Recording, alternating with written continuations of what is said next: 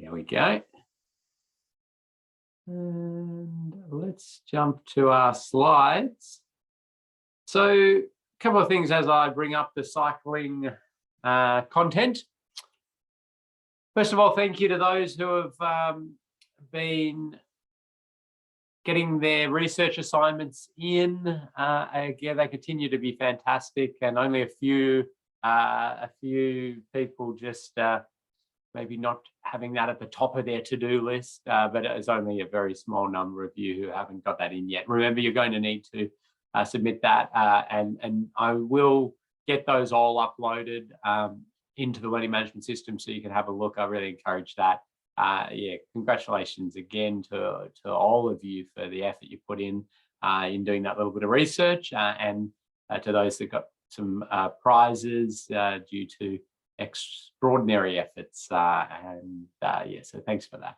Thank you also to those who are well progressed in their desktop road safety audit. Remember, that's the one for you to start practicing, finding issues, writing up findings, getting that refinement of using that formula or recipe I keep talking about road safety audit or safe system assessment safe system audit findings, being that what is the issue, and then what's the crash. Really important you specify the crash that could happen, any risk factors, any contributing factors to that risk, be that the speed, or it's going to be worse in dark conditions, or there's a school there, so a lot of kids will be crossing at this point, or whatever it is. And then any reference to standards and guidelines, if applicable in that scenario. Yeah, so have a go at that, get something in. You'll get some feedback early next week on that, which will help you with your actual audit. So we are going to give you the mock audit to do, and that is sorry, the mock audit is going to be a site near your home or your office or whatever address you gave us, with a design for it. I'll show you all this at the end. And then you're going to use the current, so the newest Waka Kotahi template, and fill out a safe system audit, although you're only going to fill out the road safety audit section of that, but I'll take you through that later. So Daryl's asking if anybody else had trouble getting the 360-degree work to work, maybe a security thing. Interested in some feedback on if anybody managed to get that happening. So I'm going to know there. Has that no trouble, or no, I couldn't get it to work either? No trouble. Okay, so good. All right. Yeah, maybe a security. So you maybe try opening it on another browser. So maybe copy the link and plop it into another browser. That might work. There's a little trick also. If it's a little bit blurry for you, you can up your resolution. I'll show you that if we have time. But as I say, like, that was to a degree just a bit of fun to give you a feel for being on a site and the like. But there's plenty you can find just from looking at the plans on that one, and it's more about the practice of writing things up. Okay, let's jump into it. So cyclists. So by the end of this module, we're going to want you to be able to identify requirements for cyclists for safe travel, source some technical information regarding cycle paths, shared paths, and different cycling facilities on the road network, common road safety audit issues for cyclists, and I will spend a good bit of time on that. Obviously, that's what we're really here for, understanding basic cycling facility treatments and terminology. So you remember for these sort of Austroads compliant courses, we need to make sure we touch on all road users and their needs. So Today are the two-wheeled variety, so cyclists and motorcyclists, although sometimes motorcyclists get three wheels, but yeah. Okay, so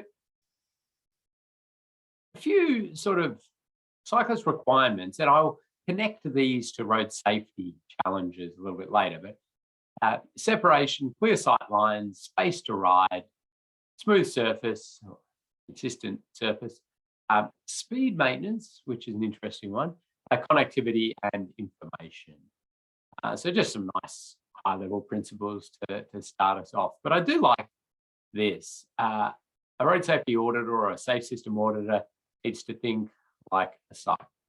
And now that can be quite easy because some of you are cyclists and the like. Others, may not be avid cyclists or regular cyclists, but maybe have ridden in the past. Some of you may not ride at all, and that doesn't mean you can't add value, but it is good to have in your audit team some people with a good bit of sort of cycling experience and knowledge. You're asking yourself things like, would I feel safe riding that road? If I turn there, would a car see me? Am I in the dooring zone? Now, for myself, I am quite an avid cyclist. I ride a lot, but quite a few audits I will take the bike and I'll ride through the site as well. So even though it's a future design, I just get a feel for riding it. Plus I like riding, but sometimes it helps. Sometimes I don't do that, and it will sometimes depend on what the area is. Is it a riding commuter link or the like? But that's not a requirement, but it can be a helpful thing. But sort of who are we thinking about when we talk about cyclists or a person that rides a bike, as some groups like to be very specific on the terminology. So what are we talking about when we say people that ride bikes? And it is one of the road users that has the most spread in what we need to be thinking about. Some of them can almost be thought about as different road users in their own right, in terms of we've got young, old, we've got commuter cyclists, we've got recreational cyclists, we've got really hardcore training cyclists. So we've got e-bikes as well. And Adam's popped in there. An e-bike is with its quicker speed also changes perspective when doing an audit. Absolutely, a great idea there, and a good thing to ride through, and often quite easily available as well. So there's a lot to factor in, a lot to think about, a lot more sort of micromobility devices emerging that have some similarities to bikes, and the e-scooters and things are sort of this weird sort of hybrid between a bike and a pedestrian, aren't they? And e-bikes coming online. And then we've got some things like cargo bikes and very low powered scooters, which almost get used as bikes. So it's getting quite hard to really just say, yep, thought about people who ride bikes, because you're thinking quite broadly. The 8 to 80 philosophy is that idea that if you design it for an 8-year-old and an 80-year-old, you've covered everything in between. That works a lot better for pedestrians. And that design philosophy. I'm just putting in a little video together for a forum that's happening in Christchurch around this sort of 8 to 80 design. And it is hard because while sort of an 8 to 80-year-old design philosophy works, well for cyclists at those ends, the sort of middle commuter cyclists and recreational cyclists often aren't quite as well catered for with that scenario. It's a nice way to think about things. And if we want more people riding bikes, I think 8 to 80 is a pretty good starting point. Okay, but let's go into some auditing guidance when we're thinking about cyclists. So the Austroads Guide, Part 6 covers off in those checklists people that ride bikes. Okay. The Safe System Audit Guidelines that we've been talking a lot about, newly released, they don't have a checklist or a prompt list in them anymore, but the process is absolutely valid for people that ride bikes, and they will be included and expected to be considered and identified in the audit report. This document, and it's obviously not from New Zealand, it's from Victoria, I think it's a decent document for shared path specific audits, and I will talk about them later. We do categorise them as a road safety audit or a safe system audit. You do it, just follow the same process. This does have some nice stuff just to think about in particular with that.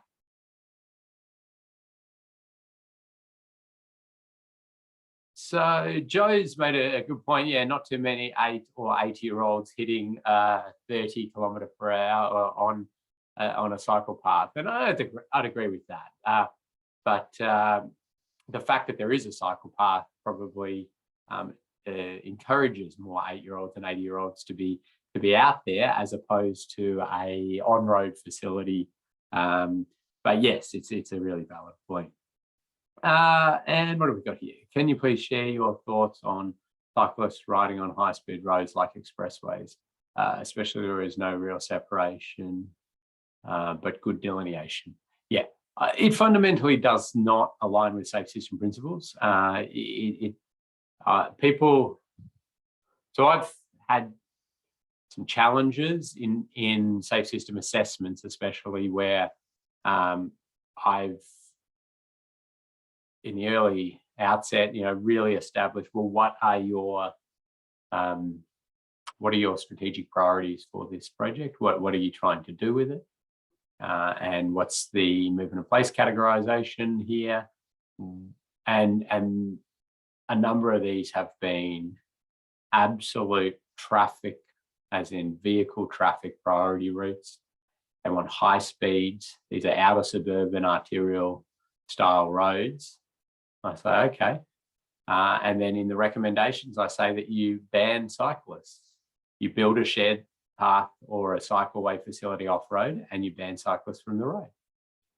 And because fundamentally, you cannot mix those two unless you have physical separation, because we need to expect that people will leave their lane.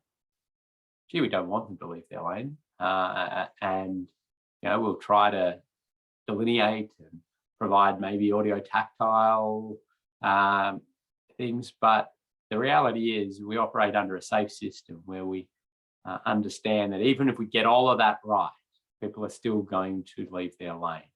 We're going to have minimized it, but just human behavior is that they'll get distracted by something, kid in the back will throw up, they'll drop their coffee in their lap, text that they've been waiting for will come in and they just can't resist it.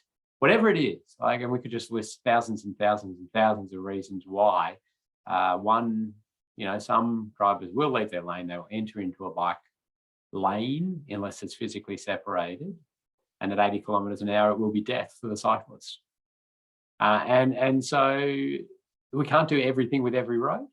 And so we should be saying, okay, well, we're going to ban cyclists from that road because we have a very viable close by alternative that takes them from A to B. Now, some cyclist groups got very angry at me about this and said, roads should be for all cyclists. All cyclists should be able to use all roads. And I said, well, I disagree. And I ride my bike every day. So anyway, sorry, I went off on a little tangent on that. But I am always open to others' perspectives on it. And, I think they did have some valid points around if you go down that philosophy, then road authorities will stop, investing in cycling and upgrades and just start banning cyclists from many roads. And we don't want to go down that track, but anyway. Okay. A few others. So you've got some really good New Zealand guidance. I think that's an Auckland transport document, cycling infrastructure, and there's some other ones. I like this City of Melbourne bicycle lane design guidance document. Like this one because we wrote it, but it's a little bit more strategic level than some of the details you get. And then there's just a raft of international information. Now, we are quite lucky around the world in terms of cycling infrastructure guidance, technical guidance, and the like. It seems to have really taken off. And the original and probably the cycling infrastructure Bible is the Crow Manual. That's out of the Netherlands and a fantastic document. These ones are actually about specifically undertaking audits for cycling infrastructure. So anyway, put all these into the learning management system except for the Crow Manual. Sorry, there's copyright issues and you have to buy it. So that one is for you to buy if you really want to.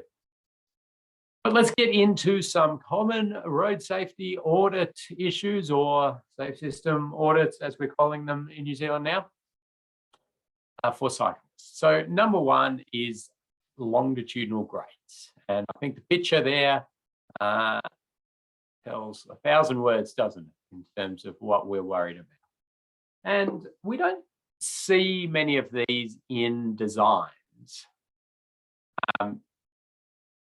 We don't see many longitudinal grades put into designs. In fact, I haven't seen somebody put a longitudinal grade or a non-cyclist friendly grade in a design for about 15 years. But what I do see a lot of is a upgrade to an intersection or an upgrade to a length of road, or changes to a road environment, and an existing longitudinal grade like this, or even worse, bigger gap, is retained. And often we're going to see increase in cycling, and that presents a hazard for a cyclist to drop into. Okay, Luke says, I'd be surprised. Maybe I'm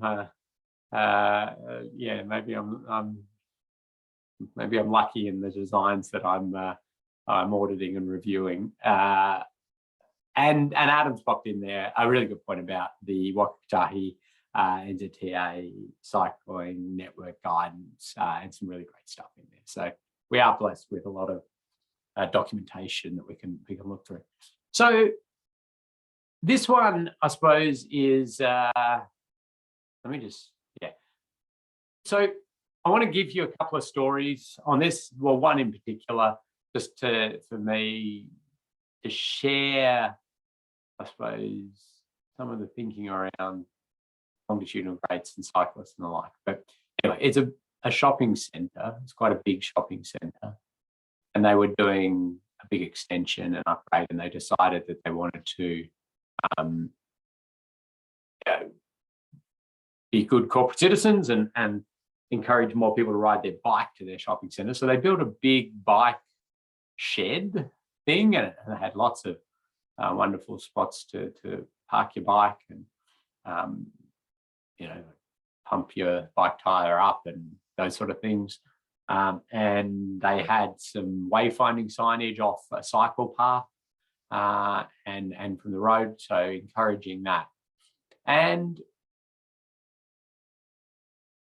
the main route to get to the bicycle parking area was sort of through their car park, and it was just had a series of longitudinal grades.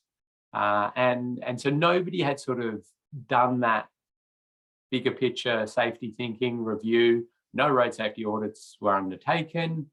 That one I sort of go, oh, it's kind of hard because they're not really. It would have been a hard one for the road controlling authority to mandate specific audits. I think they should have. Obviously, they should have. You think you know where this is leading, but Anyway, I got called in as expert witness,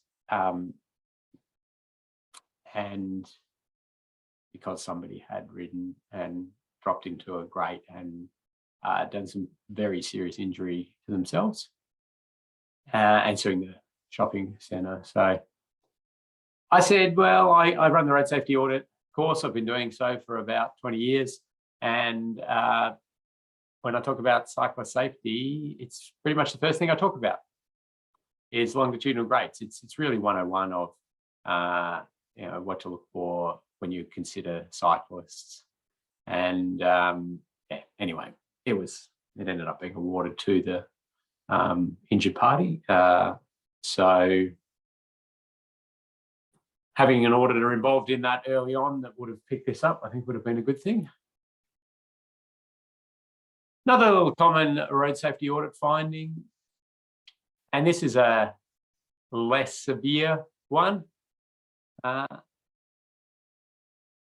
So we've got a road here, it's got a set of traffic signals, and they're doing an upgrade to this road for lots of bike or more friendly bike things. So painting, some threshold treatments on side roads. And then they're doing the bicycle storage boxes at the front of the signals, which is the idea is that the cyclists sort of filter up and they are able to store and they get a bit of a head start off. So they proposed them here, but the traffic signals phase that they let, when the light is green for these vehicles, they come out, but they give a dedicated left turn in for these vehicles. So the importance of sort of going to site and looking at the signals and how they phase and the like is important too, because obviously if we get cyclists who come up here and they store there to go ahead, but the light has a green arrow to turn left, we're going to have a challenge there, a conflict there. Now, this one I find quite hard to risk rate, because I say, well, if you've got bikes stored up there, is a vehicle coming up here going to, miss them and plow straight into them? I don't think so. Okay, but I'm a little bit worried about, the fact that, well, there'll be some road rage, but I don't factor road rage into a road safety audit. I'd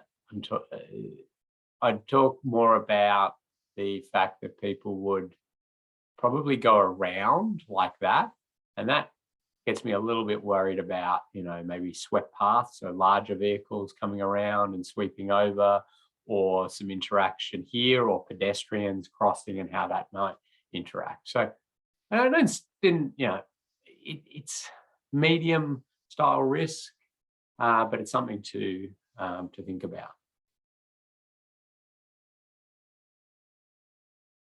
There you go. That's Joe's old commute. There you go. Yes. And lots of cyclists, and unfortunately, lots of cyclists serious injury and cyclist death in this area. So hence the continual upgrades. So glad you made it through unscathed. Yeah. All right, here we go. Let's give out some prizes. Here's a route. Now I want you to, even though it's not a design, I want you to identify any things that you think might be an issue for cyclists that you might report in a road safety audit. And I'll also give a prize for the person who can tell me what country that is, if you can do that. Okay. Okay, Rudapana is a prize winner because we just talked about longitudinal grates. And I snuck one in there just to see if you were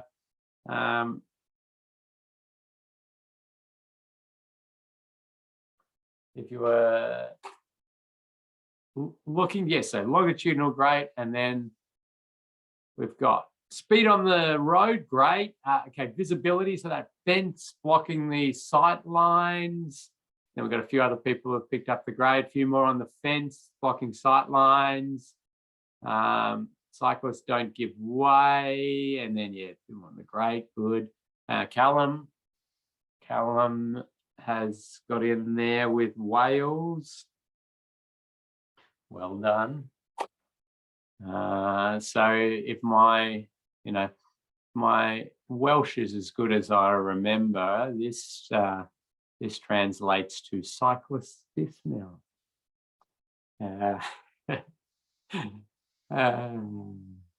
Right, what else do we got here?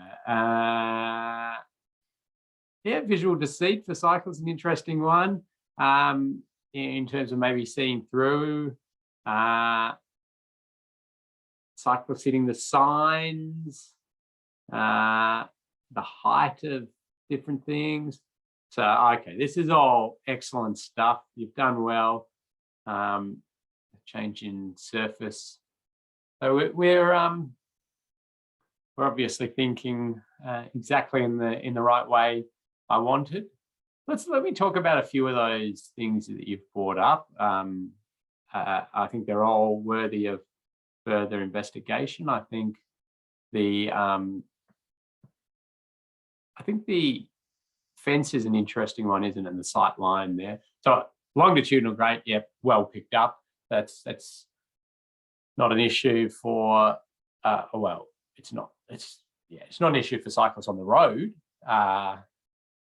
It's not ideal. You'd want a bit more cyclist friendly one, but yeah, it's right in that cycle path and it's longitude.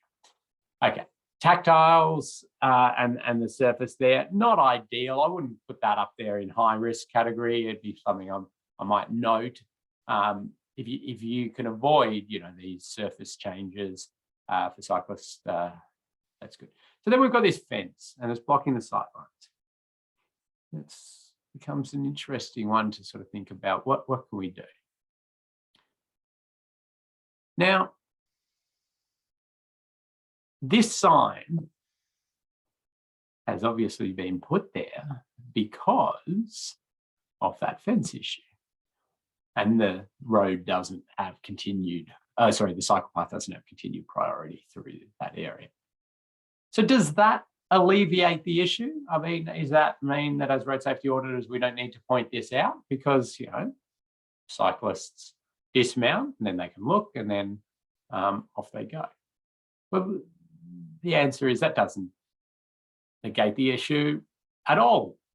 I mean, that's cyclist dismount sign is probably the worst obeyed sign we have. In fact, I challenge you to give me an example of a sign that is more ignored than a cyclist dismount sign. And the height of sort of stupidity is when you start seeing this sort of stuff. This is just ludicrous to think a cyclist would be riding 100 meters, getting off, crossing, getting back on, ride 50 meters, get off. It's just not going to happen. And yeah, I actually find it quite comical, the use of cyclist dismount signs around the network. And pretty much to me, a cyclist dismount sign as a road safety auditor is somebody finding my issues for me. There's going to be a fundamental issue there, and they've tried to rectify it with a sign. So our job as road safety auditors is to, put ourselves in the shoes of the cyclist, and they're not going to dismount. So what is the issue? And you can get angry at that, and you can get angry at cyclists if you want. It's the reality of it, and we need to do better. So if we go back to this one, I mean, what are some of the options? I think I started seeing them coming in there. We could certainly look to cut back this fence. You'd need to work with the residents on that to open up some sight lines. I mean, if you have a cycle path, and we're into the sort of way of thinking now, is that we can give priority to these facilities, put them on raised platforms, and make them so they are the priority road. Okay, we still want to create open up sight lines on this, but it certainly slows vehicles down and makes it so we've got a much safer facility. You need to think about that in context as well. So there's some ideas and some options. Yeah, the fence that you could see through would be a great idea as well. Yeah, so would giving that priority just give the cyclists too much confidence and they would belt along there at speed? And this is actually something I'm sort of trying to grapple with at the moment, assisting one of the departments of transport in Australia with their design guidance for shared path priority crossings. And we're trying to nut out, there is a theory on approach to roundabouts. This is vehicle to vehicle, but or other intersections for that matter. That if you provide, huge sight distance, the vehicles will go through faster. And if you actually block sight distance with hedges or screens or the like, vehicles will slow down significantly. So the question we're sort of grappling with is this, is this going to slow a cyclist down because they can't see, or are we going to get some that will just belt through fast? Now, there are really good ways that we can slow cyclists, as well as slowing vehicles, through chicanes, through raised treatments, through dip treatments. So you can really slow cyclists at points like this if you want. Anyway, there's a bit of thinking to be done around that.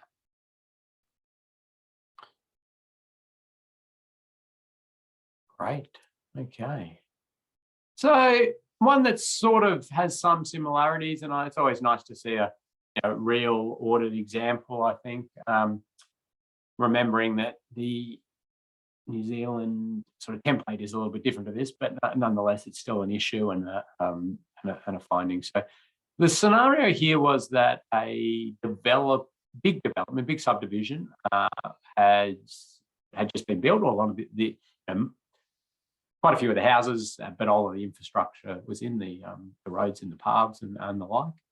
And we were commissioned by the council, the local council that had approved all the plans and everything like that, to do a post-opening road safety audit. And amongst lots of different things, this was one that we found, which was that these high fences had been placed, and that's the garage. And they'd put a shared path facility, bikes and pedestrians, right up there where a sort of normally a footpath would go. And so the issue obviously is cyclists riding along there and vehicles backing out, and there's no sight distance. So put in there some recommendations, those ones should be cut down in these scenarios, and try and open up. It would have been better if we were in there at design stage and we said, no, you've got to leave some separation here. If you're going to put a shared path facility, you'll have people on bikes going at some speed along there, and it's going to be bad. So a bit of thinking around safe system energy on that one is, what is the impact speed going to be? And you can conjure up all sorts of scary scenarios of kids riding along and vehicles backing over them. But you kind of have to, in this safe system energy tolerance, bring it back to what is the speed of impact going to be? And really, for me, it's sort of 15 to 20 kilometre cyclists. So that would be one that's moving along, quite well, not absolutely, putting the head down and hammering, but moving along quite reasonably. The car backs out and they hit it. That's the scenario that I'm thinking about. And I call that within tolerable limits, because I know that sort of 15 kilometre per hour, the 20 kilometre per hour impact speed is within tolerable limits. It's not going to be fun, but the overwhelming bulk of the population, and especially those that can get up to those speed, are riding along these paths at those speeds, they will withstand that force and they will recover and lead a normal, healthy life. So within tolerable limits, but it doesn't mean it's not a risk and it's not documented and noted. Now, this was a really interesting one because, and this is more of a general process thing, because we handed this, so the audit team finished it off, handed it over to the client. and amongst different issues they had a look at, and they came back and they said, this one you've got about property accesses, can you remove that from your road safety audit, please? Because we approved that setup with the developer. And it's in our structure plan or our structure plan guidance documents that's what they can do. And we said, no, we can't. We believe it's an issue. And, you are very much, within your right to write that in there as your reason you're not doing anything or the like, but it doesn't mean it's not an issue just because it's, in your standards or guidelines or law. Anyway, so they were not happy.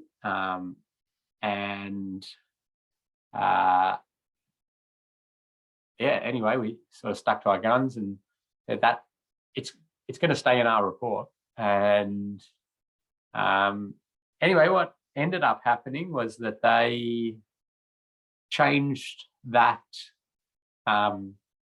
structure plan or the specifics around the design guidance of structure plans to not allow this. And then, as I understand, and I haven't actually been back out to see, they sort of worked with each of the residents to understand whether this was acceptable or not, and paid for the dropping of the fence line. So it was a win. Never got another audit from them to do, but that's okay. Sometimes that happens, but these are things that you will come across as road safety auditors, because it is an inconvenience for the designer, the developer, the road authority, or whoever you're auditing for, or somebody. You will be causing somebody inconvenience, and as long as you're clear that you're confident that this is a safety issue and that it's got to be rectified, you stick to it. Now, where I am more willing to adjust is if in this area here, right? So I think this idea of that sort of debrief meeting that you're going to have with safe system audits and the sitting around before the report's written could help, because it may be that other ideas, other ways to rectify this come up. It'd be hard for this one. I can't quite see how you do it. Deviate the path, that's going to be very expensive. Probably about it. Probably address it if others have ideas. I'm not a fan of convex mirrors. That to me is one that is put up often as a bit of a band-aid solution as well. Yeah, so just be aware that sort of ethical dilemma may arise. How are we going here on time? All right, I might motor on a little bit. And yeah, so surface issues that are in the existing road environment, and then they're doing changes to the road or the intersection or the like, and you can point out in those design stages, you've got surface defect issues. If they could be fixed within this, that would mean that riders aren't going to hit them and be destabilized, but also that riders aren't going to change their line, go into other lanes to avoid things, which cyclists will do. Really common road safety audit finding, and this overall is often when an extra leg is being put on an intersection, it's often a subdivision as well or something like that. We get lanes not lining up, or there's alterations to the intersection which make lanes not line up. And you can see here, so we've got the straight there, and that pretty much goes into the footpath. And then the one next to it there sort of goes into the left lane. So these lanes are not lined up, and you see lots of designers. Well, actually, you don't anymore, but you used to see lots of designers sort of looking down their plans to see how things line up and the like. It's sort of done in CAD these days with some lines. But a cyclist, in this scenario, is going to be the one that's going to get the serious injury. We're going to see lots of crashes here where car goes along here and this other car comes in here and they sideswipe each other. and it's going to be very minor, and it's going to be annoying and the like, but nobody will be seriously injured or killed. Very unlikely in that scenario. However, the cyclist is in this mix. That's when it gets really, really serious. So we'd put that, you probably put all of that as a finding. And what can you do about it? Well, ideally, in obviously the design phase, you get your lanes to line up. And then if you can't do that, there's RPMs, raised pavement markers. You can see them there. They've got a few of them, so that's trying to get that continuity through and really delineate that travel path, very low in its effectiveness compared to actually aligning these. And I do say RPMs in this occasion. Some people say, you mean RPMs? And no, yeah. When you're doing them in the middle of an intersection like that, they're RPMs, and they're just a dome thing. The RPMs are those little cat's eye reflectors. There you go, more random traffic engineering trivia. You have another one here where you have stand-up lanes at an intersection, so that extra lane that appears just at the intersection, get a bit more traffic through, and then disappears after, and cyclists sort of going up here and vehicles trying to merge, and it can be quite messy. And I'll show you some sort of protected intersection style arrangements shortly that can aid this. You can also give cyclists head starts at signals, so they get a phase to go forward. So cyclists at roundabouts has been a fascinating topic, and the Austroads guidance has sort of evolved along the way. So it used to be very much a design like this in an urban area, single lane roundabout, cycle facilities on the way up. And it was like, try to keep your cyclists as far out as possible. Okay, get them away from those vehicles that are in the roundabout, coming into the roundabout.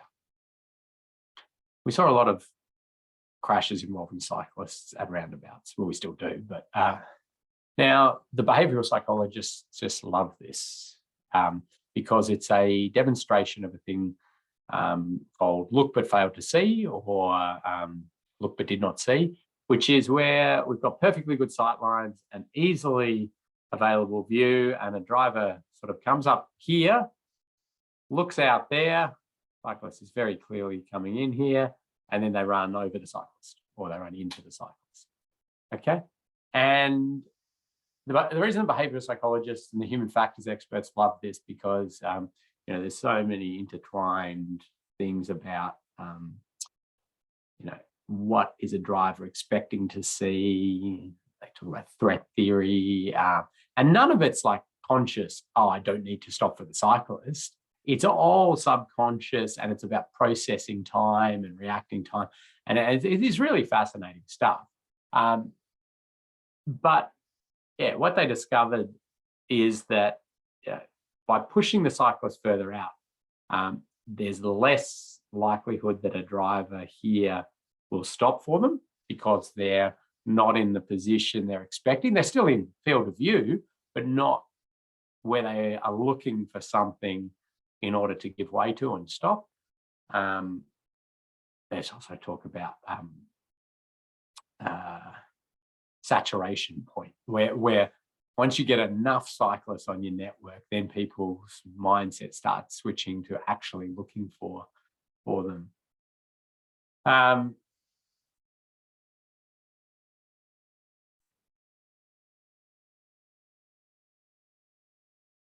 Yeah, I'm just sort of reading a couple of questions here. I don't think I've got a specific answer to the one of how long do you think shared paths to extend on the approach to a rural roundabout. I'll give you some designs of that sort of stuff. I don't have a specific number or anything like that.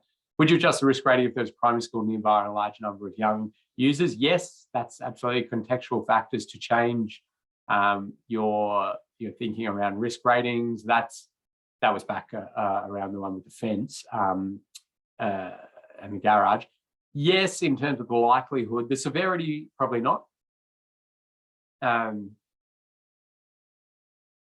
I'd have bit more of a ponder about that. There's more chance of getting run over, I suppose, so I might factor that in.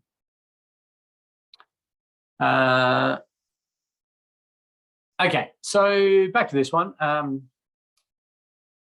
So there's that factor. There's also the one that some drivers would still try to sort of overtake the cyclists, and there was, some issues around that. So Austroads moved on from that and then went to this idea that we will get cyclists to claim the lane, is the term that is used. Claim the lane. And so you can see there the idea being that, well, this one doesn't have a dedicated cycle facility, but you can see there the use of this little symbol to encourage cyclists to get into the middle there. So vehicles don't overtake them during the roundabout experience, and that they're in a better position for that rider. Quick prize for the person who tells me what that symbol is called. Oh, gee. Tell you what, this group. Who got in there first? Rainer?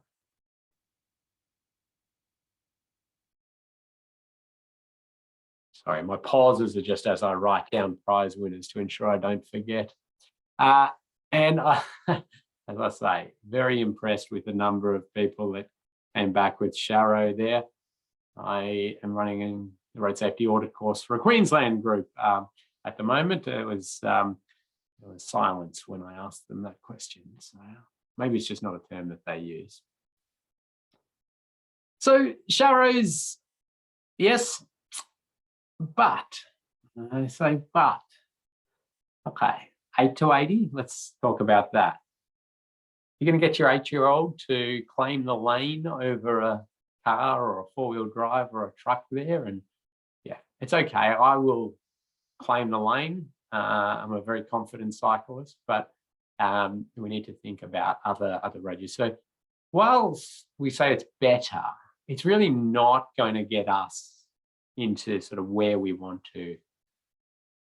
So 2-lane roundabouts, extra challenge. I'll come back to 1-lane roundabouts in a better way to sort of do that. 2-lane roundabouts, extra challenge, because you think about trying to turn right as a cyclist in this. You're either going to be on the outside here and then trying to cross a stream of traffic that's exiting and then another stream of traffic that's exiting, or you've got to somehow navigate across 2 lanes, get in there and move around. Plus you've got major dynamic visual obstruction issues coming in there, and it's an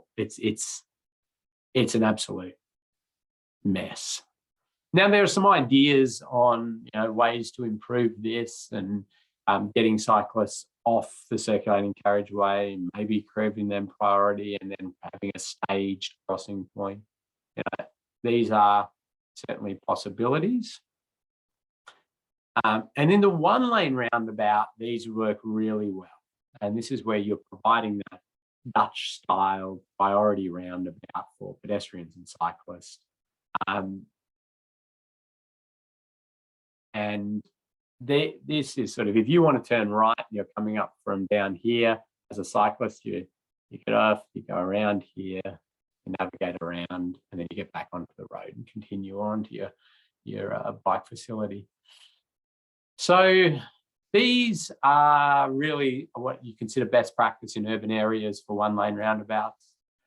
There's this one built. That was a sort of mock-up. I'm happy to send anybody 360-degree footage of this one. We ride around it a lot, and well, we're involved in the development and design of it, and the like. So happy to send people the full design set if you're really excited by it. So a couple of questions go in there. You see the green blocks under Sharrows. Is this any more effective? In a minuscule kind of way, just to probably continue to alert drivers to the possible presence of cyclists in the area, but but generally no. I wouldn't be changing my risk ratings in a road safety audit whatsoever. How often is there space to retrofit these? Yeah, well, that's a really great question from Glenn in terms of the land you need to be able to get this sort of facility in. If you're working in greenfield sites and subdivisions and the like, I think we're in a nice sort of spot now where we can be pushing for these sorts of designs from the get-go. You do need space to retrofit these, so it's very hard to get in a lot of scenarios, but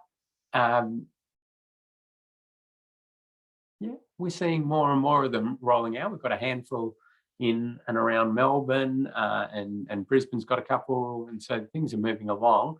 I'm not sure if there are any in New Zealand yet, but I'm hoping to hear. But shoot me an email if you do want a copy of those designs. I think Glenn wants a copy of that, and I've got lots of little safe system snippets on this one and before and after. So can cyclists go in the opposing direction on the cycleway? Well, no, that they shouldn't. So we did put video cameras out on top of some of these light poles and monitor for a couple of weeks. Well, we made the graduate watch all that footage in like 5 times speed, and then capture us any interesting conflicts. So we saw about 80%, just a little bit under 80% of cyclists use the facility. So the other 20% just carried on through the roundabout as they do, but I think that was a pretty good win. And the bulk of riders use the facility correctly. We did see the occasional one, coming up, sort of using that as a bit of a cut through and then continuing on, small percentage doing that. Some interesting, well, I talk a lot about this in our raised crossing course, but one car setback is quite nice, and it's really, for me, nothing to do with traffic circulating. Like you've made a decision that this is a pedestrian cycle priority area, slowing down traffic and clogging up the intersection is not of interest. It's more about not having vehicles propped so on the crossing. And while that's not a major safety issue, it's just sort of defeats the purpose of it. There's a bit of a safety implication of that as well. Okay, I'll keep ticking through so I give you a bit of a break. Just a couple of little things here, interesting designs, but it shows how us as road safety auditors can get in there. So this is where a sort of cyclist comes up here and goes into this little area, which is like a holding area where they can wait and pause. The designer, one of the designers I work with, he calls this the mammal pouch. It's the middle-aged men in lycra pouch, the mammal pouch, where the cyclists will pause. This is quite a popular sort of training route, and they're trying to work out how to get cyclists around there. So, I mean, as a road safety auditor, you look at it and you go, well, first of all, are people going to use it? Okay. Second of all, how are large vehicles sweeping around here going to, if we've got cyclists pausing there? Also, if we are trying to target that mammal, the middle-aged men in lycra cycling, that they tend to often be a few of them out there, and so it's really only going to stall 1 or 2, and then they'll sort of be into the circulating carriageway. So those are the kind of things you can think through. Here's an interesting one where the design team and the project team did consider cyclists, and they created this separated cycling facility for the rider that goes straight through, which is the bulk of the riders here. But interestingly, then when it was built, this is what it looked like. And so in the post-opening audit, you sort of go, well, I think cyclists are just going to think their lane ends. And then they're going to go out and battle it out through this two-lane roundabout. Now we've got a tiny little cyclist only, and what's that referring to? Yeah, but if we'd had a nice bit of green treatment, just like that, I think that would have said exactly what we want them to do. Go up here, this is your facility. That's not traditional use of green treatments. Green treatments traditionally are for the conflict point, and they're to warn a car that a cyclist could be coming into this zone. That's their traditional. But now they're starting to more and more be used for this purpose of sort of delineating a direction that you want cyclists to go and encouraging them to use that. I mean, this one might be a bit of conflict with pedestrians as well, but trying to encourage a certain travel path.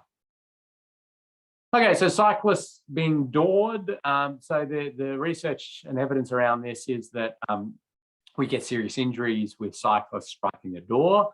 We get most of our deaths associated with this involve cyclists going into the traffic lane, either clipping the door, hitting the door, falling into the traffic lane, and then being struck again by vehicles.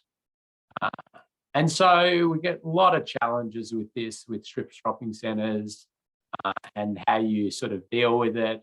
If you've got permanent parking, you can, try to provide cycle facilities, but this is not going to have huge benefits. But if we move to the Copenhagen style lanes where we push the parking out and we've got the dedicated cycle facility, we're in huge wins. And there's some from Christchurch, which some of you will know very well. Also, we're now in that space, and I said it before when we looked at that Welsh example, where we start to provide priority for the paths, be that a shared path or a cycle path. And essentially, the way I want you to think about this is like a road. So think of the path as a road, and it's an intersection that we're creating. Okay, so you've got an intersection, and the path is the priority road. Okay, and so that's this one. And then you can see it there. So we've got to try to create this environment where that is the this is the non-priority route. Here's for the cyclist view, and you can see that continuity, the raised platform, been highlighted as a specific area, but it's there.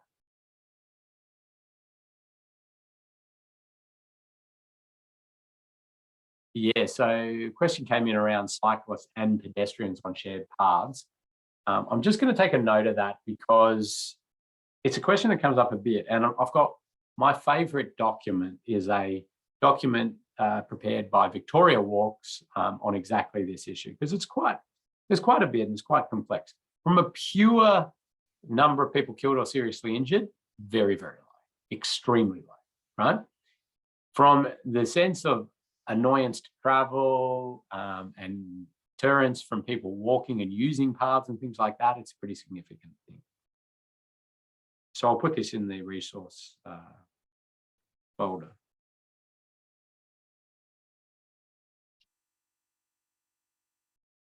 So these paths, as auditors, we think about sight lines, we think about ramp grades, we think about vehicle speeds, we think about cyclist approach speeds, we think about dynamic visual obstruction on sight lines and where vehicles will be cropping. We think about continuity of the treatment. So yeah, okay, this one's priority, and then the next street's not, and then the one after it is, and the one after it is. Like, how does that all play out? A couple of little things. I think that this is a really elegant local area traffic management treatment. And the reason it's elegant to me is that it eliminates the squeeze point for cyclists, because most of our local area traffic management features that we do will squeeze a cyclist in with vehicles, be that a roundabout, a chicane, or a normal one-way slope point.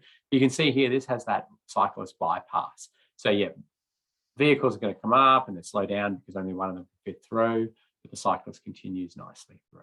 I think it's quite nice. So the shared path audit guidelines that I talked about, and they just help you with a few little tips, and they're in your learning management system. So when you're doing a cycle path audit, I suppose you could walk it, but certainly common practice is to ride it. There's a dash cam on the bike. I take a electronic level that's on my back there. So why do I want an electronic level? Where, if the path gets very steep, I want to know that. It also, you're going to check heights of structures and those sorts of things. What else do I do? I also use a particular phone app to take my photos. There's a number of them available, but what you want is the ability to geo coordinate your photos. So basically what I do is I'll ride the whole route, dash cam it all, look for stuff, take note of stuff, do this with a colleague, we talk about stuff, then we ride it again, stopping at lots of issues, and then I take a photo on my phone with this thing. The app I use is Context Cam, but there are others available. And then you can make notes on that and make a couple of notes in there.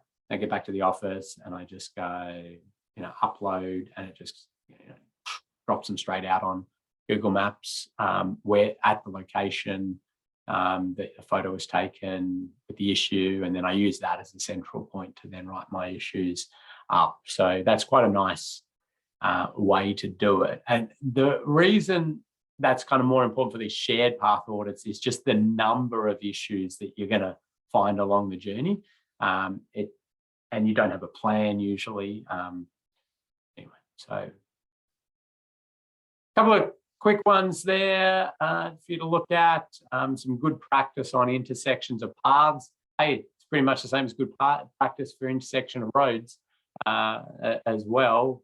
Clear priorities, good sight lines, advanced warning, sign guidance, trying to get it at 90 degrees, and speed reduction through there. This is very unclear. Yeah, there you go. There's an output from Context Cam itself. You can see a bit unclear. And if this was busy and you had walkers and people moving around, it's just going to be a bit of an issue there. Here's another one that's kind of unclear. You've got a path coming down here, and you've got the main path coming through here actually, and it's kind of unclear who's got priority.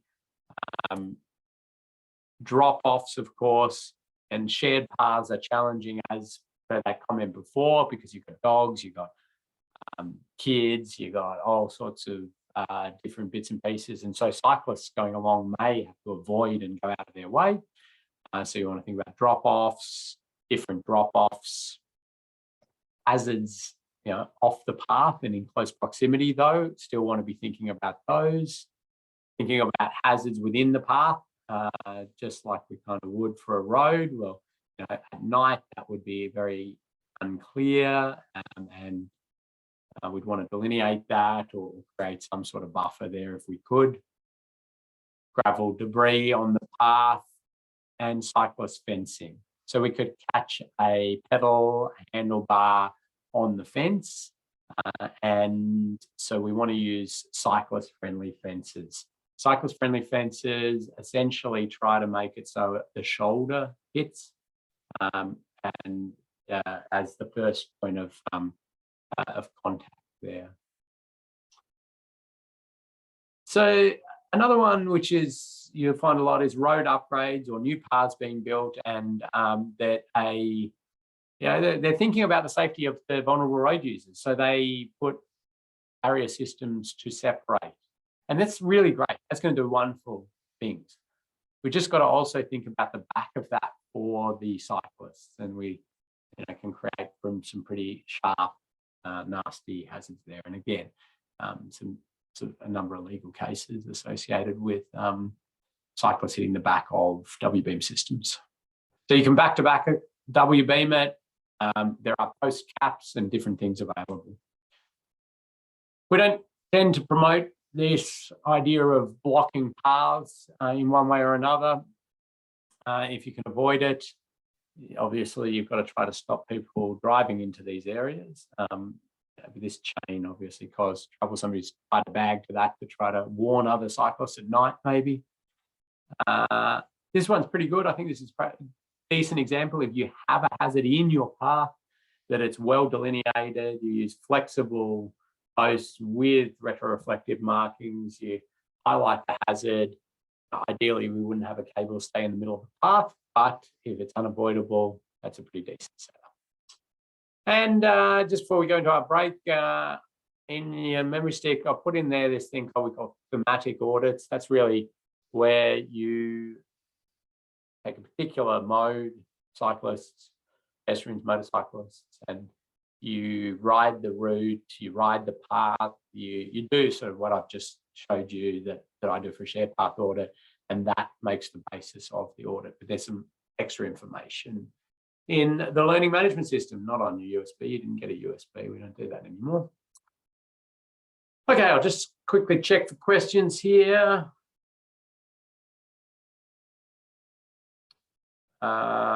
Yeah, so different motorized devices on shared paths. Yeah, it's going to be an ongoing challenge. We're going to see it's not clear anymore, is it? Sometimes you're getting higher powered e-bikes and things like that. So it's certainly something we need to think about. Don't have good answers for that. Happy for others to pop in their ideas. Paint and painting the surface. I'll talk about that in motorcyclists, and it equally applies to cyclists as well. Some good information in there.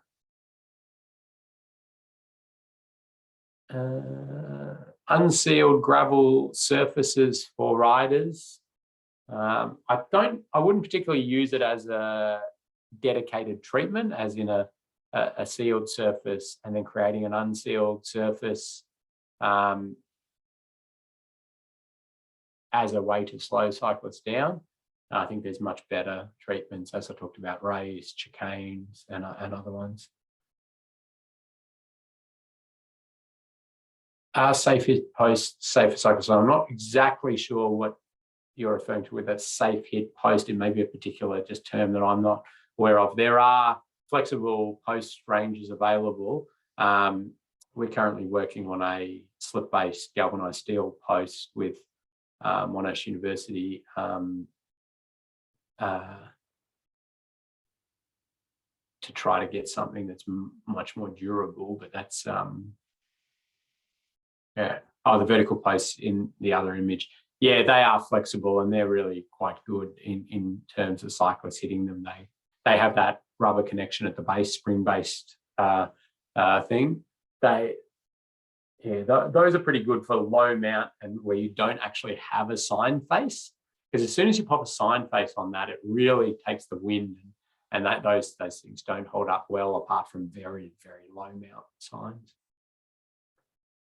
All right, I think that's time for us to have a pause, and I apologise I sort of went through that quite quickly. We won't do the quiz because I want you to have a 4-minute break, and then we'll come back and talk about motorcyclists, and then I've got to walk you through the actual big assignment. I say big assignment, we've really streamlined it for you because we don't want you spending days on this, so we've streamlined it a heap. Okay, so let's take 4 minutes and then we will come back. But thank you for your wonderful input on that.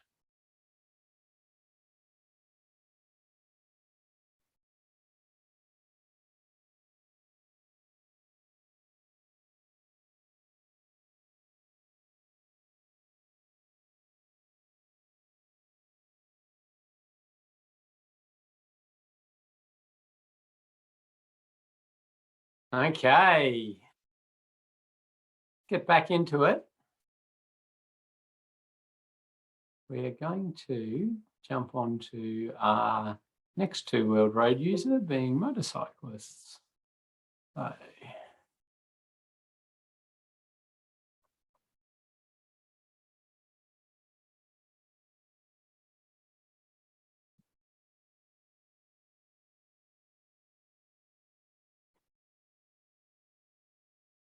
there we go.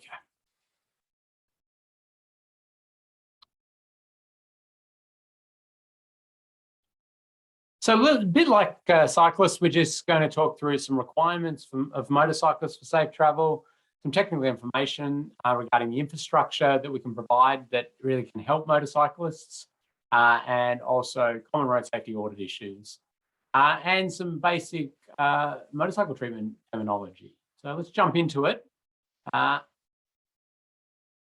So motorcyclists are most overrepresented road user, in the sense that we know 20 to 30 times more likely to be killed or seriously injured compared to a car for the same travel. So the reasons for that, I think some are obvious, but we've got the fact that they're inherently not stable. They are vulnerable to injury, and they're going at high speed, or sometimes going at high speed. People often want to talk about behavioural issues and the like, and reason for riding. You can talk about that with cars as well. There's a lot of behavioural issues with cars and reasons for driving and those sorts of things, and risk-taking behaviours and the like. So, you know, I think just the inherent vulnerability, the fact they're smaller, they're and less stable, I think, are all major contributing factors. So back about 15 years ago, I was working in Victorian government, and we developed a thing called the Making Roads Motorcycle Friendly Guide, and that was the first of its kind. The UK had done something a little bit similar, but it was trying to create a guide for what specific things in the built environment of roads and streets cause more risk for riders, and what can we do about those. So there's lots of features that cause risk for all road users, but what specifically makes riders worse off? So we developed that guide, and then we freely sort of gave it out to anybody any jurisdiction that wanted it. So New Zealand's got one that's very similar, and you can find that on the Motorcycle Advisory Council website if you want. That's the New Zealand one there, and then there's lots of others. So what do I think about as a road safety auditor when I'm thinking about motorcycle safety? And I'll come up with these 5 S's. Sight, surface signs, strike, and speed. Strike being what happens when a rider hits something or something hits a rider. I need to make an S out of that. So strike it is. So risk, we've covered this nicely. Probability times consequence, or likelihood times severity, a chance of incident, how bad's the incident going to be.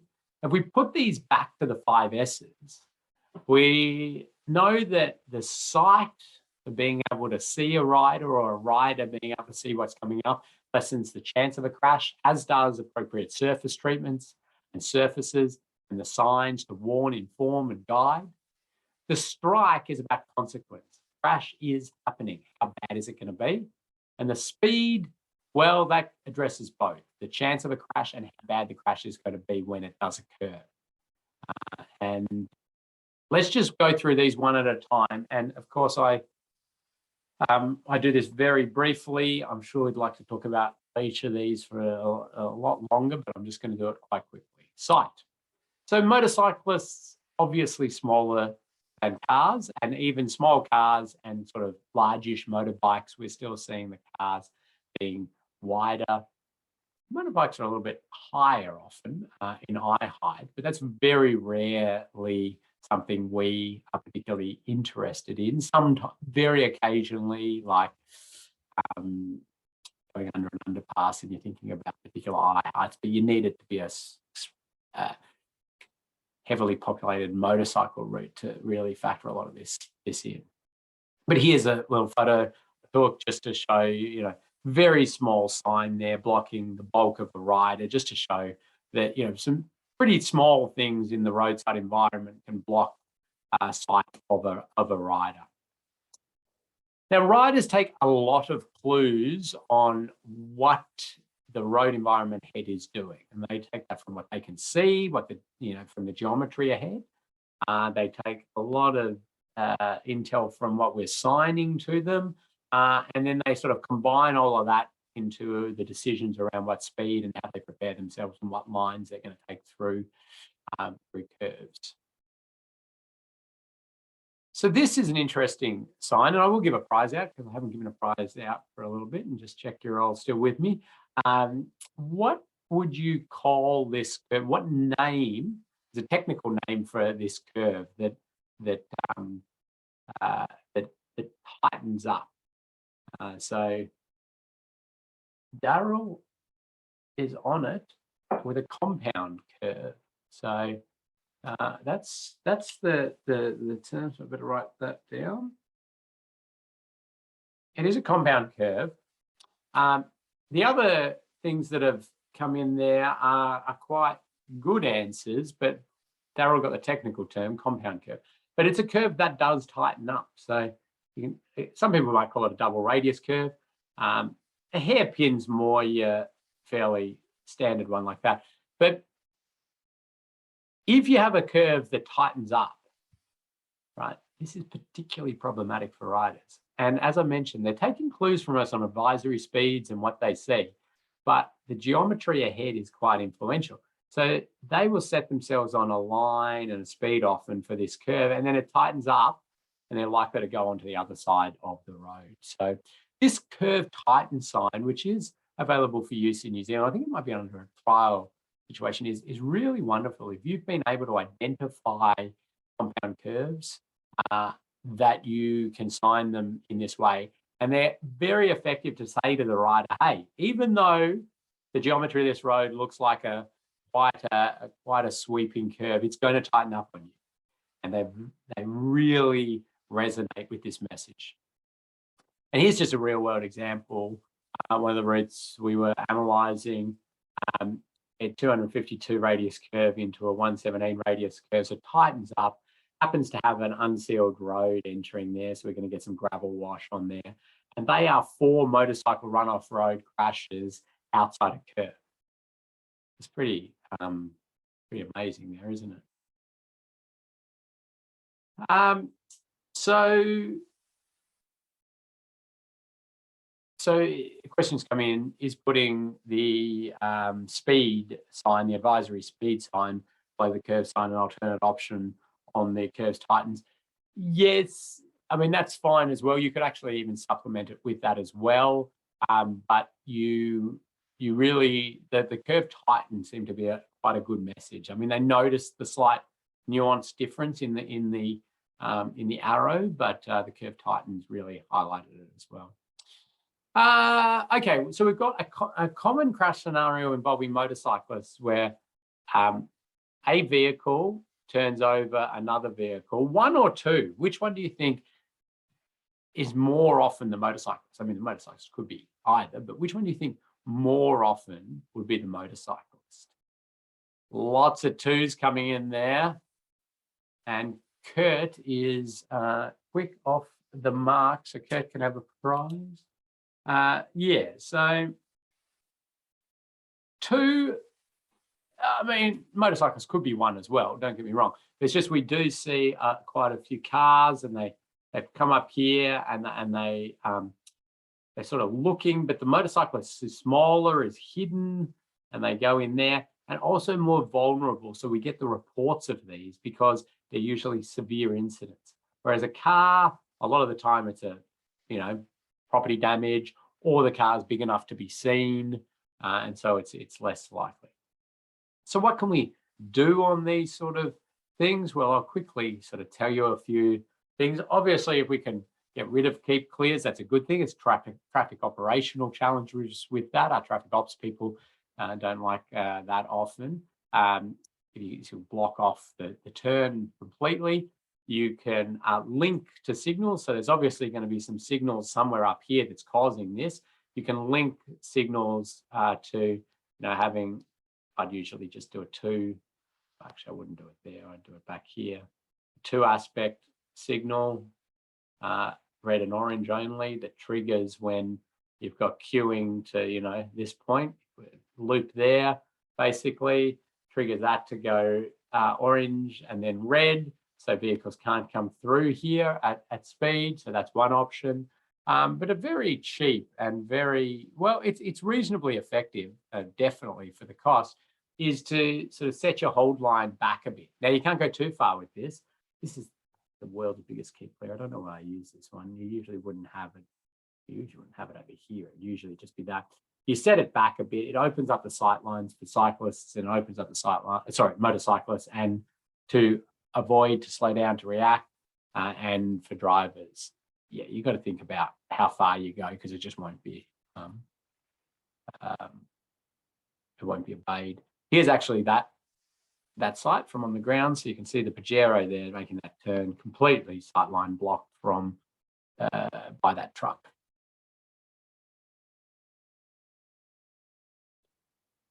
And here we can see, you know, the tree blocking the sightline there of the rider coming off the platoon of traffic, off the signals quick. So, you know, a car that had sort of maybe making that last minute dart, there may be that possible interaction. It's really just saying that, think about signal control boxes, trees, power poles, all these smaller things as sightline deficiencies for motorcyclists as well. And if we can remove them, we're in a better position.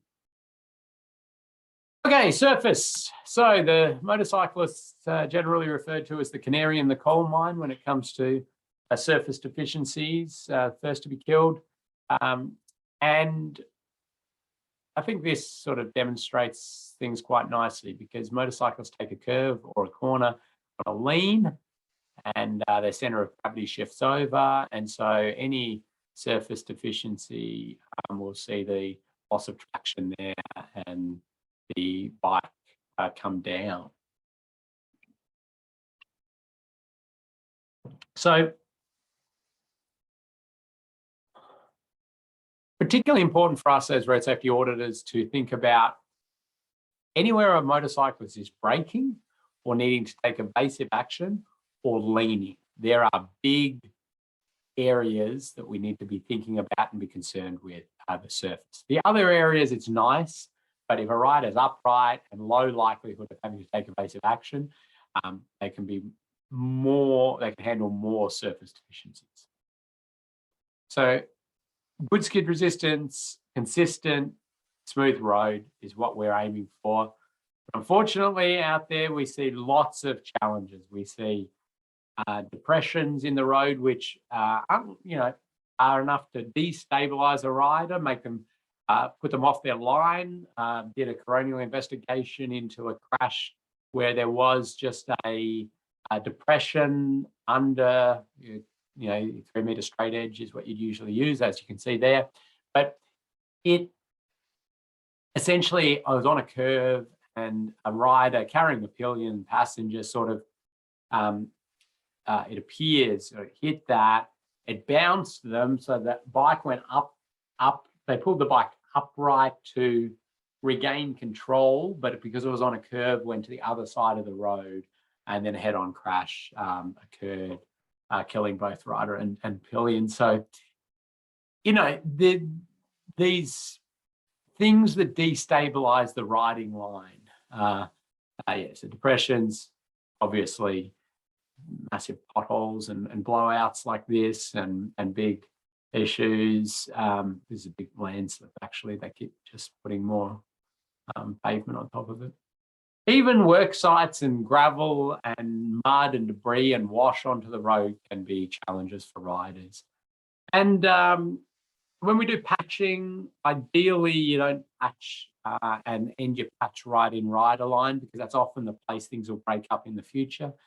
So you can see these patches just right on the riding line there. This one breaking up in the middle, actually, which is a bit rarer. But if we have this, a rider coming around here on this very popular motorcycle road is fairly locked into their line and their speed. And if they see that last minute, there's no option to go inside this. The only option is either to go onto the wrong side of the road to avoid it, or to pull the bike upright and try to navigate through it, which is probably going to pull them close to the wrong side of the road anyway. So if we can avoid, these sorts of issues, great. If they do occur, we need lots of advanced warning so riders can prepare themselves for this. Riders are quite attuned to signage, which is something we've got going for us.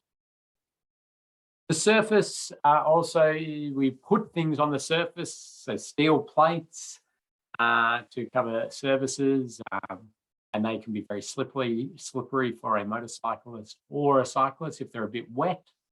And you might think, oh, well, but, you know, they'll see that.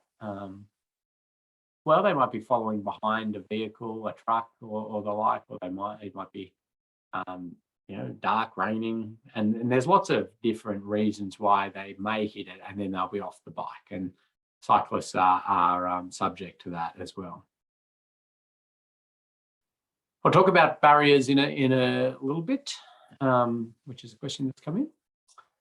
So yeah, you can get skid resistant surfacing for metal plates. Ideally, you don't put these in the road, in the carriageway, but you do. There are some surface treatments available on them. I think the bolts down is a good thing too. Then if we can look at designs and we see that service lids are going to be in the circulating carriageway of a roundabout or in the intersection or the like, that's a good opportunity for us to intervene as auditors. I mean, there's an argument to do it from a safety and design perspective. I mean, it's going to be occupational health and safety challenge to do anything with that. So if we can move our service access points out, we're at a win. One's in Rotorua, I think, if I remember right.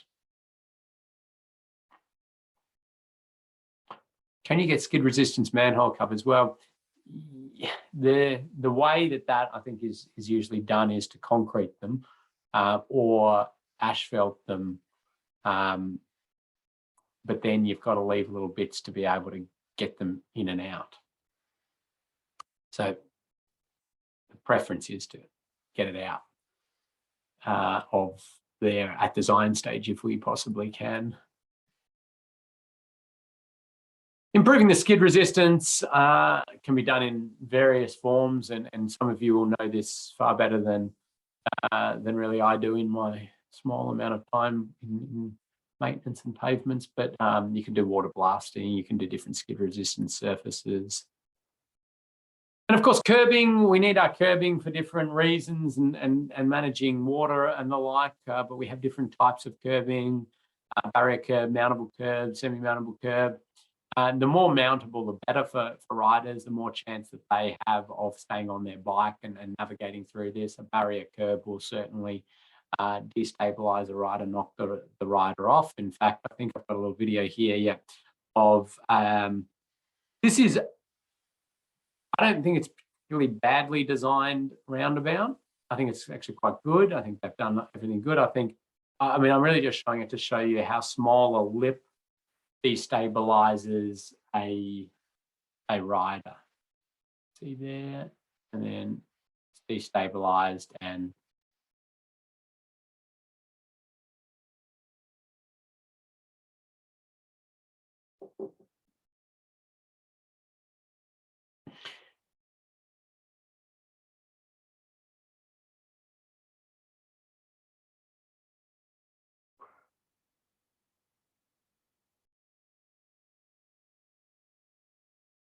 the riders hit the grab rail, which is there. So think about the curbing, but also then the big sways of paint that people are tempted to put on the road. And thermoplastic line marking can often be very slippery. Now, the line markers will probably tell you it's, you know, really got great skid resistance, and they're not wrong when it's first put in, but just over time it just gets polished up and becomes this very slippery surface when it's wet, and for cyclists and motorcyclists particularly challenging. Now, I can almost guarantee if you get into road safety auditing in a big way, you will be presented with a design that wants to paint a big stop sign or a big giveaway sign on the approach right at an intersection. And the reason is usually because there's an overshoot problem and they want to do everything they can to warn drivers that, hey, you've got to give way here. So they're doing advanced warning, and then they paint this big. I reckon I've seen about 10 of them in my career, and you know, you can understand why. The issue you've got there is that you're painting a big thing right at the absolute most critical point for a motorcyclist, because they're probably just as just as subjected to the see-through effect, and they're going to be slamming on the brakes at the last minute when they realize no, and then they're going to hit a big surface deficiency, which is likely to destabilize them. So, again, we can think about that. So all good intentions from the project team, but we've got to think about these other road users. Is the grab rail a hazard? Do the benefits outweigh the risks? Great question. Don't have an answer for you on that. It certainly could be something that you'd bring up. You'd be thinking about the speed environment. So, yeah, you saw that one. It was quite a slow collision with it. It's not good, but yeah, does it outweigh it? Again, as I told you, trying to work on some frangible style posts for those that would frange when a motorcyclist hit them, not necessarily the bike like that one, but the body of the rider. Signs. So lots of signs out there, and as I say, motorcyclists quite attuned to signage, to warn, inform, guide, delineate, and the like.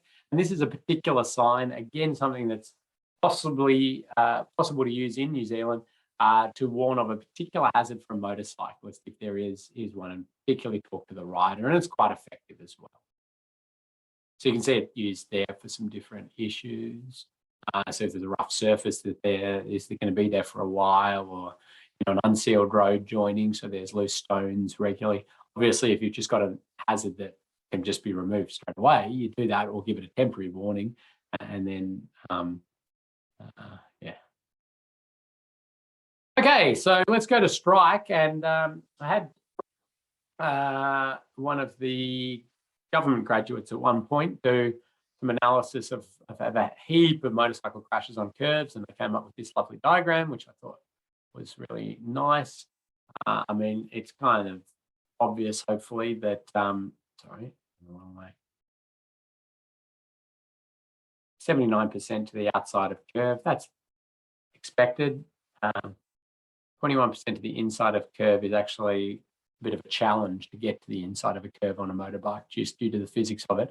Cars are about a 50-50 inside to outside of curve due to overcorrection, overcorrection crashes. So they drift out because of the physics, but then they overcorrect, they grab traction, and then they come in and are operating the inside. But the outside of curves, particularly interesting on these popular motorcycle routes. So up here on the Coromandel Loop, and you can see there some surface deficiency on a curve, and then outside of curve we see these sort of concrete blocks, and those are going to be a hazard for a rider. Absolutely not good for cars either. So there are these sort of low mount signs available. There's rubber collapsible ones. We looked at those ones that cyclists have available, but it's really hard if you want to go with anything higher as a sign to find anything that will withstand wind loads. I'll come back to sort of outside of curve stuff again shortly. I just also want you to think about road furniture and how close it is, and high curbs and the like that can catch foot pegs, or riders leaning, and being in these positions where they're close to furniture. I mean, this is a staged photo, but it's just to give you an idea that a rider can sort of lean and go around curves and the like. And of course, barriers. So for vehicles that leave the road, we protect the occupants of those vehicles from the fixed hazards using barrier systems that they hit and they run along, and those barrier systems are precisely designed for passenger vehicles and sometimes trucks, and they're not designed for motorcyclists. So we get in the position of saying, okay, well, we've got to try and work out how to, what is the issue here, and how do we sort of go about rectifying it? And half the motorcyclists that hit a barrier system are traveling on the ground. So they have come off the bike and they're sliding and they hit the base of the barrier system. So if we can put some sort of underrun protection, and I will put this overarching suite of treatments called underrun protection, because there's rub rail, which people often talk about, but that's one particular type. But then there's all the proprietary products now that are available out there to protect from this sliding, or protect the sliding rider from hitting the posts. So underrun protection. And so you could imagine if a rider was sliding along here at 60 kilometers an hour because they came off the bike at 80 and they washed off a little bit of speed as they're sliding, well, it's going to be pretty bad if they hit one of those posts. And if they hit this, it's going to be better. I wouldn't say it's going to be good, but it's going to be better. And it can be retrofitted to existing W-beam systems. You'd use a little bracket, lockout bracket, and you can retrofit it in there. So here's a couple of videos. The first you'll see is of a motorcycle crash test dummy, which I can explain a lot more about, but I won't because I don't have time. This is the European Crash Test Protocol motorcycle dummy. What is it? 60 kilometers per hour, 25-degree angle directly at the post. And you can see in this crash scenario, 60 kilometers an hour, the motorcycle dummy, yeah, it's actually a write-off. No, that one was. You can see with underrun protection, the rider sort of deflects. So some of the energy is absorbed by the underrun protection, and then the energy keeps sort of moving along and the rider washes off speed. So that's a pass in the sense that the motorcyclist will not have an acquired brain injury or spinal injury that is more than a level 2 serious injury under a particular categorization. So underarm protection works quite well. Now, why then on this one have they stopped it there? Anybody got any thoughts on why that might be the case?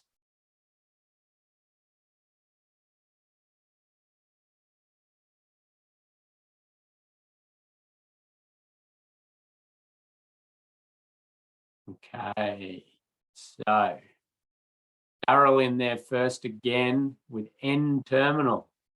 That's right. So as you get to know a bit more about barrier systems, you'll know that that's the N terminal of the barrier, that section, and that functions completely differently to the rest of the barrier system. And there is currently no tested and approved product to attach to an N terminal. So we are unsure whether adding this device to that would compromise how this would function for other vehicles. So the advice is not to attach anything to that. And wire rope safety barriers often come up as a big issue for motorcyclists. It's not true. However, it's something that you are going to be aware of. Motorcyclists, half motorcyclists traveling along the ground, the other half hit the barrier and they go over the top. The wires do not slice the rider as opposed to common belief or myth that it's going to be some sort of cheese cutter and slice a rider into many pieces. It does not occur that way. However, we don't have a good device to retrofit to wire rope safety barrier systems for motorcycle safety. There has been some trialing of these post protectors, which just go around each of the posts. So you can see this one, and it goes to sort of this post padding. I mean, that's your equivalent of, you know, your football goal post padding. It's got limitations. You're not redirecting the energy. You're sort of trying to absorb energy over this tiny little area. So it can't be effective. Nobody's ever properly tested it. And I say these days, if you have got to the point where you're going to spend $60 per post adding a post protector, you pick the wrong barrier system and go to a flexible W beam with underrun protection. But we don't use wire rope safety barriers on very windy roads, and there's a reason for that. And it's not associated with motorcycles. It's associated with the fact that you can't. You physically, if you're looking down on a road and it's, you know, a very windy road like that, and you put a barrier system, a wire rope safety barrier system in there, and, you know, it's got its posts, and then you tension it up. Well, it tensions, and then the posts start to bend, and then eventually the posts just rip out of the ground because your wire just wants to go like that. So you don't do it. Absolute minimum radius 200 for wire rope safety barrier systems.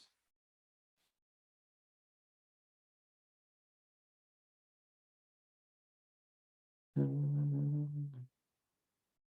the dark colored pads?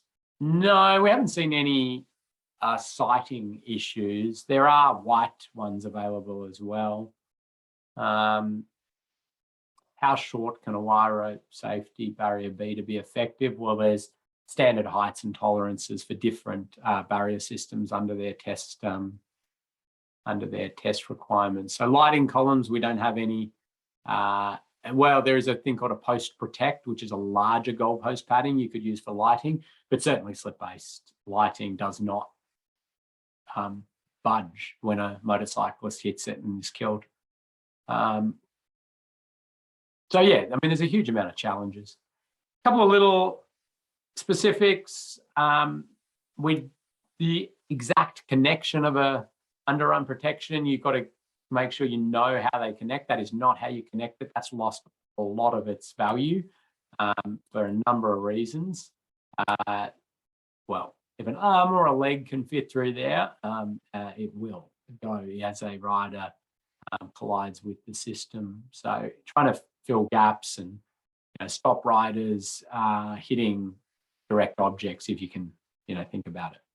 Now, it's quite a challenge designing a road environment for riders. There are some specific things we can do. As auditors, we want to look out for stuff and try our best and really put these things forward. Finally, speed. I mean, we can influence speed with good signage and lines and speed limits and advisory speeds. The use of chevron alignment markers can help riders in there navigate their speed. Just remember, each of these currently is a hazard that we're adding for a motorcyclist. So, and the outside of a curve. So this is why we really want to think about trying to get these products in that are going to help with these situations. Advisory speeds, don't worry about the fact that motorcyclists might go faster than what you advise. They might double it. The key is consistency. If we sign at 35 and we sign the next one 35, they should have those appropriate characteristics that make that right.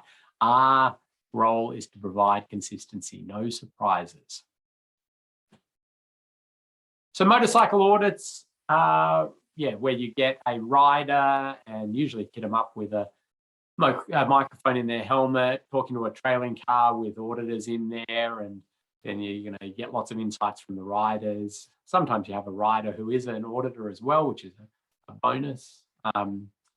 And you know, you write it up from the rider's perspective and the road safety audit team's perspective. So I think that's probably enough on that. We won't do the case studies just because I want to ensure that we have time to take you through your assignment. Actually, I will quickly do that because I think it's just a good one, but I won't get you to do it. So here's popular motorcycle, very popular motorcycle route, one of the most popular in Australia. It's the Great Ocean Road. You can see here we've got slippery surface. I gave you the after shot there. We've got slippery surface. We've got, you know, overtaking opportunities around a curve. We've got under barriers, unprotected ends. We've got dodgy delineation, weird spacings, potholes. And you can see there, you know, some good speed advice, good delineation, clear, consistent line marking, no overtaking opportunities, sealed the area, under protection, connected it up. It's a really nice, good example of a tree. Okay, so thank you, and I apologise I went a little bit fast there.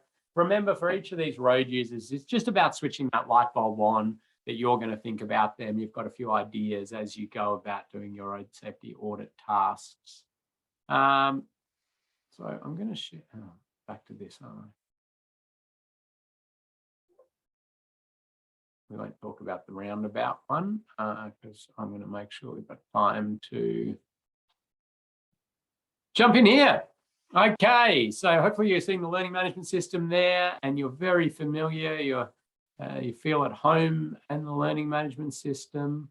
So the research assignments will be put in here as we collect them. So at some point you'll be able to go in and have a look at those, and you'll have access to this for quite a while after the course completion. So you'll be able to go in at any point. So if we go down here, we're in module 4. So lots of stuff in there. You've got the slides.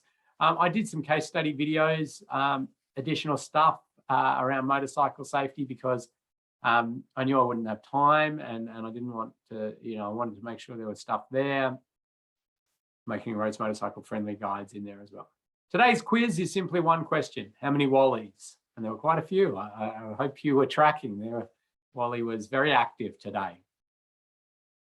So you've got here a safe work method statement. And you're going to have to fill that out or confirm that you've looked at it and you will comply with it. It says simple stuff. This is for the site visit we're going to make you do. It says simple stuff like, I'll not go out there while I'm intoxicated, and I will take, due care and responsibility. We have risk assessed all the sites and they are low risk as long as you don't do anything silly out there. And so we're going to go to, there's a good New Zealand article on wire rope safety barriers and the myths, if you're interested. We're going to go into complete the road safety audit. And you'll see here, we have a Word document. That is where that's what you're going to fill out. And then you're going to PDF it and you're going to upload it. That's your assignment. But you'll see here a heap of sites. And you'll see here, your name will appear somewhere. So you've got to find your name, and then you are going to, that is your site. So let's just pick a random one here. We'll go to this one in Auckland. So we'll click on that.